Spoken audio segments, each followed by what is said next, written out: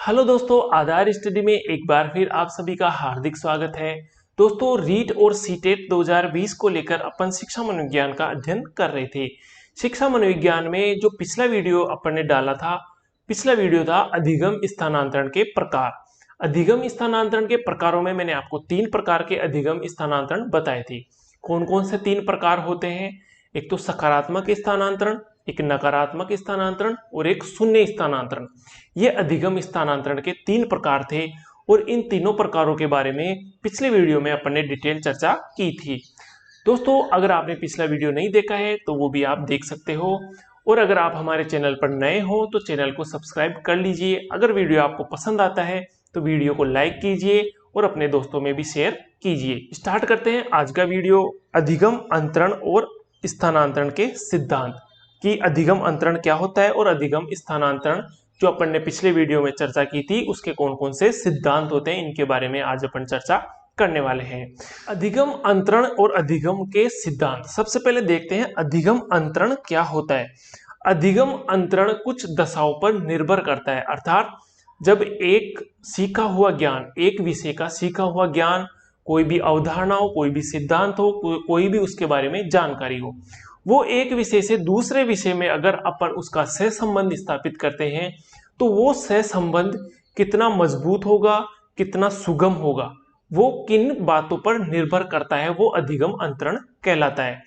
जैसे अगर एक बालक है, वो कुशल बुद्धि का बालक है, तेज बुद्धि का बालक है, तो वो एक विषय से दूसरे विषय में अधिगम अंतरण आसानी से कर पाता है, उसका अधिगम अंतरण सुगमता से हो जाता है और वो मजबूत अधिगम अंतरण होता है। इसके अलावा अगर एक कमजोर बुद्धि का बालक है तो उसका अधिगम अंतरण कम हो पाता है। इसके अलावा ये एक बालक की इच्छा और उसकी रुचि पर भी निर्भर करता है। अगर बालक की इच्छा और रुचि दोनों विषय में है तो वो दोनों में सहसंबंध या अपन कह सकते हैं अधिगम अंतरण स्थापित कर पाता है। इसके अलावा शिक्षण विधियां कौन कौन सी है, ये भी इस बात पर निर्भर करता है। इसके अलावा दोनों विषयों में कितनी समानता है, कितने समान तत्व है, वो भी अधिगम अंतरण उन पर भी निर्भर करता है। तो दो विषयों के बीच सहसंबंध कितना मजबूत और कितना सुगम और कितना अच्छे से बालक को समझ में आता है, वो अधिगम अंतरण कहलाता है कि दो विषय वस्तुओं के बीच कितना अच्छा वो सहसंबंध स्थापित कर पाता है। एक विषय का सीखा हुआ ज्ञान दूसरी जगह वो किस प्रकार अप्लाई कर पाता है, यही अधिगम अंतरण कहलाता है। अब बात करते हैं अधिगम स्थानांतरण के सिद्धांतों की। तो अधिगम स्थानांतरण के कुछ सिद्धांत हैं, कुछ मनोवैज्ञानिकों के द्वारा दिए गए हैं, उनके बारे में अपन डिटेल चर्चा करेंगे। सबसे पहला अधिगम स्थानांतरण का जो सिद्धांत है वो है समान तत्वों का सिद्धांत, और इस सिद्धांत के जो प्रतिपादक थे उनका नाम है थॉर्नडाइक। थॉर्नडाइक द्वारा समान तत्वों का सिद्धांत, ये थॉर्नडाइक द्वारा प्रतिपादित किया गया था। समान तत्वों का सिद्धांत थॉर्नडाइक के अनुसार क्या है कि कोई भी दो विषय है, उन दोनों विषयों के बीच कितने तत्व आपस में समान है, वो अधिगम स्थानांतरण पर निर्भर करता है कि अधिगम स्थानांतरण कितना अच्छा होगा। वो किस बात पर निर्भर करता है कि दोनों विषयों में कितनी समानता है, कितने तत्व उनमें समान है। अगर दो विषय आपस में काफी समानता रखते हैं तो अधिगम स्थानांतरण भी उतना ही अच्छा होता है। बालक एक विषय से दूसरे विषय में संबंध अच्छा स्थापित कर पाता है।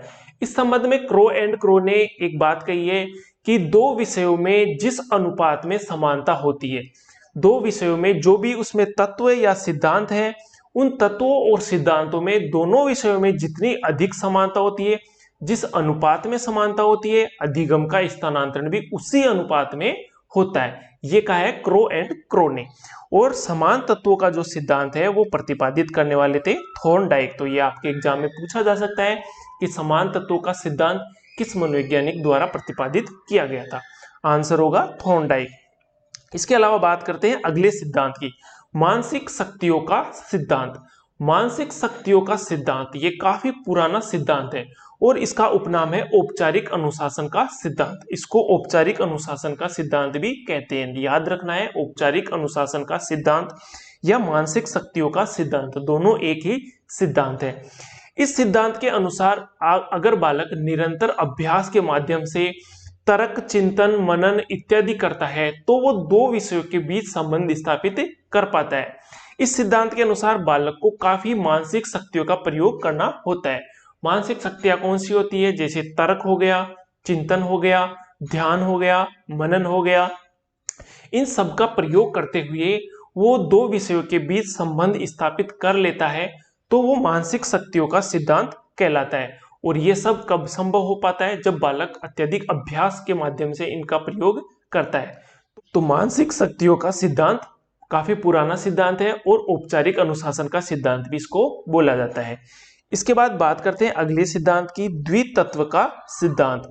इस सिद्धांत के जो प्रतिपादक थे उनका नाम था स्पीयरमैन। द्वितत्व का जो सिद्धांत है इसके प्रतिपादक थे स्पीयरमैन द्वारा यह सिद्धांत प्रतिपादित किया गया था। यह आपको याद रखना है कि द्वितत्व का सिद्धांत स्पीयरमैन द्वारा प्रतिपादित किया गया था। क्या था इस सिद्धांत में? इस सिद्धांत के अनुसार, द्वितत्व के सिद्धांत के अनुसार, कोई भी जो बालक होता है, कोई भी मनुष्य होता है, उसमें बुद्धि दो प्रकार की बुद्धि होती है। एक तो सामान्य बुद्धि और दूसरी विशिष्ट बुद्धि। तो द्वितत्व मतलब दो तत्व है। दो तत्व कौन से? एक तो सामान्य बुद्धि का तत्व है और एक विशिष्ट बुद्धि का तत्व है। सामान्य बुद्धि जो सभी बालकों में, सभी व्यक्तियों में समान रूप से होती है। और दूसरा जो तत्व है विशिष्ट बुद्धि। विशिष्ट बुद्धि किसी विशिष्ट क्षेत्र को लेकर होती है। जैसे अगर कोई अभिनेता है तो उसकी विशिष्ट बुद्धि एक्टिंग को लेकर है। कोई राजनेता है तो उसकी विशिष्ट जो बुद्धि है वो राजनीति को लेकर है। और जो पहला जो तत्व है सामान्य बुद्धि, सामान्य बुद्धि सभी व्यक्तियों में समान होती है।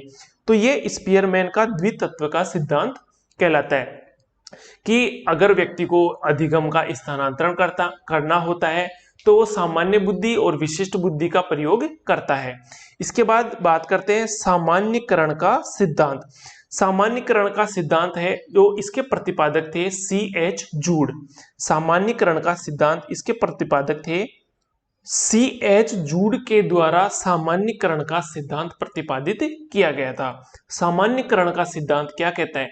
सामान्यीकरण का सिद्धांत होता है कि जब बालक एक विषय में अभ्यास इतना अधिक कर लेता है कि वो जो उसके सिद्धांत, उसके नियम है, उनमें वो सामान्यीकरण स्थापित कर लेता है। अर्थात वो सिद्धांत, वो नियम वो कहीं भी अप्लाई कर सकता है, किसी भी वो सामान्य जीवन में जो भी उसके सामने समस्या आती है उनमें अप्लाई कर सकता है।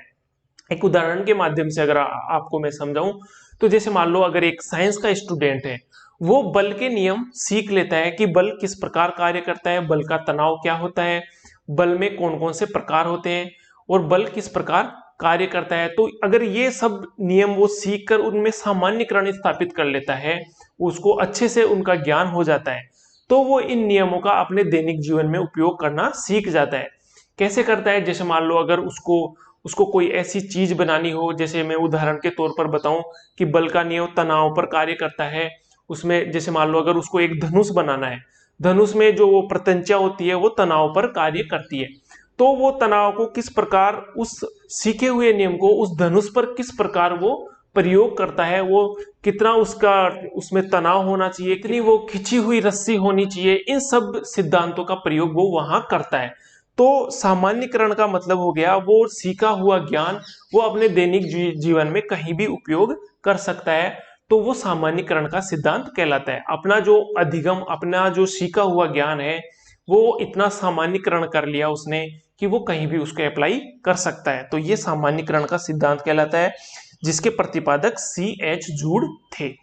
इसके बाद बात करते हैं आदर्शों का सिद्धांत। आदर्शों का जो सिद्धांत है इसके प्रतिपादक बागले थे। बागले द्वारा आदर्शों का सिद्धांत प्रतिपादित किया गया था। यह भी आपको याद रखना है, आदर्शों का सिद्धांत बागले द्वारा प्रतिपादित किया गया था। आदर्शों का सिद्धांत चारित्रिक और नैतिक दृष्टि से काफी महत्वपूर्ण है और इस आदर्शों का सिद्धांत, इसको मूल्यांकन का सिद्धांत भी कहते हैं। ये व्यक्ति के आदर्शों और उसका जो चारित्रिक मूल्य है उन पर निर्भर करता है और इस सिद्धांत के जो प्रतिपादक थे बागले द्वारा ये प्रतिपादित किया गया था। इसके बाद है पूर्णाकारवाद का सिद्धांत। पूर्णाकारवाद सिद्धांत में ये कहा गया है कि बालक किसी भी विषय वस्तु को सीखता है तो उसकी आकार, उसको क्रिया इत्यादि को वो अत्यधिक महत्व देता है। इस सिद्धांत के अनुसार बालक किसी भी विषय वस्तु का अगर उसको ज्ञान प्राप्त करना है तो वो उस वस्तु का आकार देखकर, निरीक्षण करके, उस वस्तु को छूकर, उसको महसूस करके उस वस्तु के बारे में ज्ञान प्राप्त करता है। इसको पूर्णाकारवाद का सिद्धांत कहते हैं। इसके उदाहरण में अगर मैं बात करूं तो अगर आपको एक कंप्यूटर का ज्ञान प्राप्त करना है तो कंप्यूटर का ज्ञान प्राप्त करने के लिए अगर बालक उस कंप्यूटर को चलाकर सीखता है, उसके एक एक पहलुओं के बारे में निरीक्षण करता है, उसका आकार, उसका प्रोसेस किस प्रकार कार्य करता है, इन सब के बारे में अगर वो सीखता है तो पूर्णाकारवाद का सिद्धांत कहलाता है। इसके बाद बात करते हैं अधिगम के मुख्य प्रकार कौन कौन से हैं, अर्थात बालक के सीखने के प्रकार कौन कौन से हैं, किन किन प्रकारों के माध्यम से बालक अधिगम करता है। प्रयास एवं त्रुटि से सीखना, प्रयास एवं त्रुटि से सीखना, यह सिद्धांत क्या कहता है? जैसे उदाहरण के तौर पर अपन प्रयास एवं त्रुटि का सिद्धांत बालक किस प्रकार प्रयास करके, त्रुटियां करके किस प्रकार सीखता है। उदाहरण के तौर पर अपन एक छोटे बालक का उदाहरण लेते हैं।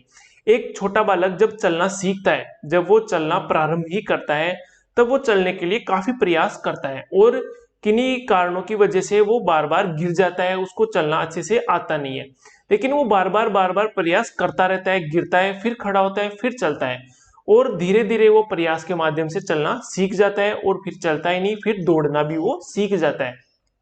इसी को अपन किसी अन्य भी जगह इसी उदाहरण को काम में ले सकते हैं। जैसे प्रयास एवं त्रुटि के माध्यम से सीखने में अपन कह सकते हैं, एक बालक है वो अगर किसी मैथ का क्वेश्चन सोल्व कर रहा है, मैथ का क्वेश्चन सोल्व करता है, उसको बार बार कहीं ना कहीं त्रुटि रह जाती है, वो सोल्व नहीं कर पाता, लेकिन वो बार बार प्रयास करता है और अंत में वो उस त्रुटि को खोज लेता है और उसको दूर कर लेता है और वो क्वेश्चन सोल्व कर लेता है। तो प्रयास के माध्यम से त्रुटियों को दूर कर लेता है, यह है प्रयास एवं त्रुटि से सीखना। उसके बाद है अनुकरण द्वारा सीखना। अनुकरण का मतलब होता है आप किसी दूसरे को फॉलो करते हैं, जैसे आप किसी व्यक्ति को अपना आदर्श मानते हैं और उसके द्वारा वो जैसा करता है वैसा ही आप करते हो, तो ये है अनुकरण द्वारा सीखना। जिस प्रकार आप में से काफी सारे लोगों ने स्वामी विवेकानंद जी को अपना आदर्श मान रखा होगा और उसी के कारण उनके बताए हुए मार्ग पर चलने का प्रयास करते हैं, तो आप जिस व्यक्ति को अपना आदर्श मानते हो उसका अनुकरण आप करना सीख जाते हो, तो ये अनुकरण द्वारा सीखना कहलाता है। अगर एक बालक अपने टीचर को आदर्श मानता है तो टीचर जिस प्रकार व्यवहार करता है, जिस प्रकार कार्य करता है, उसी का अनुकरण बालक भी करने लगता है, तो उस अनुकरण के माध्यम से बालक सीखना प्रारंभ करता है। इसके बाद है निरीक्षण से सीखना। इसमें एक बालक किसी भी वस्तु का अच्छी तरीके से निरीक्षण करता है, उसको देखता है, उसको समझता है, उसके बाद वो सीखता है। इसमें जो शिक्षक होते हैं, जो कक्ष में बालकों को पढ़ाते हैं, जो शिक्षक होते हैं, वो केवल वस्तु का प्रतिबिंब ही उसके सामने स्थापित नहीं करना चाहिए। जैसे आप किसी कॉन्सेप्ट को पढ़ा रहे हो तो उसका केवल एक आपने प्रतिबिंब दिखा दिया कि इसे सीखते हैं, ऐसा नहीं होना चाहिए। वो निरीक्षण करता है, वो वस्तु अगर संभव हो तो उसको प्रत्यक्ष में दिखाना चाहिए, वो उसको टच कर सके, तो वो बालक अच्छे से सीख पाता है। जैसे मान लो अगर आपको ताजमहल के बारे में दिखाना है तो आप वहां पर एजुकेशन टूर ले जाकर वहां पर ताजमहल दिखा सकते हो बजाय एक चित्र दिखाने के। तो अगर आपको हिस्ट्री में अगर ताजमहल पढ़ाना है तो वहां पर ले जाकर आप बालक को दिखा सकते हो, तो वो क्या है, निरीक्षण के द्वारा सीखना। इसके बाद बात करते हैं अंतर्दृष्टि या सूझ द्वारा सीखना। अंतर्दृष्टि या सूझ अपन कह सकते हैं, जैसे मान लो आपके सामने कोई समस्या है और उस समस्या का आपको अचानक से समाधान मिलता है, जैसे बोलते हैं ना एक आइडिया आया, तो वो आइडिया जो होता है वो ही सूझ होता है, वो ही अंतर्दृष्टि होती है। इसके माध्यम से बालक अचानक समस्या का समाधान खोज लेता है। तो कोई भी समस्या है उस पर अगर वो अपना ध्यान केंद्रित करता है तो अचानक से उसको एक आइडिया आता है, अचानक से एक उसको सूझ आती है और उसके माध्यम से उस समस्या का वो समाधान कर लेता है। इसके बारे में आगे एक वैज्ञानिक ने काफी रिसर्च भी की थी एक वनमानुष को लेकर, उसके बारे में अपन आगे आने वाली वीडियो में डिटेल चर्चा भी करेंगे। इसके बाद है ज्ञानात्मक अधिगम। ज्ञानात्मक अधिगम जो बालक अपने ज्ञान के माध्यम से सीख लेता है वही ज्ञानात्मक अधिगम होता है। इसके 3 टाइप है, प्रत्यक्षात्मक अधिगम, साहचर्यात्मक अधिगम और प्रत्यात्मक अधिगम। ये ज्ञानात्मक अधिगम के 3 टाइप होते हैं। प्रत्यक्षात्मक अधिगम अर्थात कोई भी वस्तु है वो बालक के सामने प्रत्यक्ष मौजूद है और उसको देखकर वो सीखता है, उसको देखकर वो ज्ञान अर्जित करता है, तो वो प्रत्यक्षात्मक अधिगम माना जाता है। इसके बाद है सहचर्यात्मक अधिगम। सहचर्यात्मक अधिगम में एक बालक अपने पूर्व के अनुभव को नवीन ज्ञान को सीखने में संबंध स्थापित करता है, अर्थात अपने पिछले सीखे हुए ज्ञान को आगे सीखने में प्रयोग करता है, उसमें सहचर्य सहसंबंध स्थापित करता है, तो वह सहचर्यात्मक अधिगम कहलाता है। इसके बाद है प्रत्यात्मक अधिगम। प्रत्यात्मक अधिगम में एक बालक किसी कॉन्सेप्ट को सीख लेता है और सीख कर उस कॉन्सेप्ट पर वो चिंतन करता है, मनन करता है, और उसके आगे भी वो कुछ और सीखता है, उसके आगे भी वो कुछ और इन्वेंशन करता है, प्रत्यय उसके दिमाग में सेट हो जाता है और फिर उसका वो सामान्यकरण करता है, तो ये प्रत्यात्मक अधिगम है। अगर आपके दिमाग में कोई कॉन्सेप्ट फिट है, जैसे मान लो आपका कोई भी विज्ञान का नियम है, उस नियम का कॉन्सेप्ट आपके दिमाग में फिट है और उस कॉन्सेप्ट पर चिंतन मनन करके कुछ और भी वो बातें सीख जाता है, जैसे मान लो दिन और रात कैसे होते हैं, सूर्य ग्रहण चंद्र ग्रहण कैसे होता है, ये कॉन्सेप्ट अगर आपके दिमाग में है तो इससे संबंधित भी आप और भी चीजें सीख पाते हो, तो वो क्या है, प्रत्यात्मक अधिगम कहलाता है। इसके बाद है भावात्मक अधिगम। भावात्मक अधिगम अर्थात आपके इमोशन के माध्यम से सीखना। ये बालक जब किसी रंग को देखता है, किसी चमकती हुई वस्तु को देखता है, किसी नई चीज को देखता है, तो उसके मन में कई भावनाएं उत्पन्न होती है। ये बालक की कोमल भावनाओं पर निर्भर करता है कि वो किसी नई चीज को, किसी रंग बिरंगी, किसी चमकीली वस्तु को देखकर किस प्रकार उत्तेजित होता है, ये भावनात्मक अधिगम में माना जाता है। इसके बाद है क्रियात्मक अधिगम। क्रियात्मक अधिगम अर्थात आप कुछ क्रिया करके सीखते हो, जैसे मान लो आप डांस करना सीख रहे हो, आप संगीत अर्थात गाना सीख रहे हो, आप किसी हारमोनियम को बजाना सीख रहे हो, तो ये सब क्या है, क्रियात्मक अधिगम में माना जाता है। जैसे मान लो आप हस्तशिल्प करते हो, हाथ के द्वारा किसी भी आकृति, किसी भी कलाकृति का निर्माण करते हो, तो वो सब क्रियात्मक अधिगम में माना जाता है। अर्थात आपको कोई भी कार्य करना है, जैसे आपको कोई मॉडल बनाना है, कोई चित्र बनाना है, तो आप क्रिया करके सीख रहे हो, तो ये क्रियात्मक अधिगम माना जाता है। तो ये अधिगम के कुछ मुख्य प्रकार थे, इनको आपको ध्यान में रखना है, ये एग्जामों में पूछे जाते हैं। और दोस्तों अगर आपको इसकी पीडीएफ डाउनलोड करनी है तो आप हमारे टेलीग्राम चैनल से भी जुड़ सकते हो। टेलीग्राम चैनल पर जुड़ने के लिए आप टेलीग्राम पर जाइए और वहां पर आधार स्टडी टाइप कीजिए, आपको हमारा चैनल का लोगो मिल जाएगा, वहां से आप ज्वाइन कर सकते हो और ये पीडीएफ आप ऐसे कैसे डाउनलोड कर सकते हो। इसके अलावा वहां से कई हमारे नोट्स भी डाउनलोड कर सकते हो।